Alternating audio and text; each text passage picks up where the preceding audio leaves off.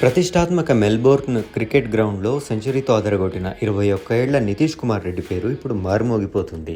Boxing day test 3వ రోజు ఆటలో ఇదే హైలైట్గా నిలిచింది. ఉత్సాహంగా ఉల్లాసంగా చదువు సాగాలి, గొప్ప గొప్ప ఉద్యోగాలు సాధించాలి. Vignan deemed to be university. కెరీర్లో 4వ టెస్ట్ ఆడుతున్న నితీష్ 8వ స్థానంలో బ్యాటింగ్కి వచ్చి, అది కూడా జట్టు క్లిష్ట పరిస్థితుల్లో ఉన్నప్పుడు ఈ సెంచరీ సాధించాడు. బౌండరీతో శతకం పూర్తి చేయగానే కామెంటరీ బాక్స్లో ఉన్న భారత క్రికెట్ దిగ్గజం సునీల్ గవాస్కర్ స్టాండింగ్ ఓవేషన్ కూడా ఇచ్చాడు. ఉత్సాహంతో ఉరకలేస్తూ కామెంటరీ చెప్పాడు.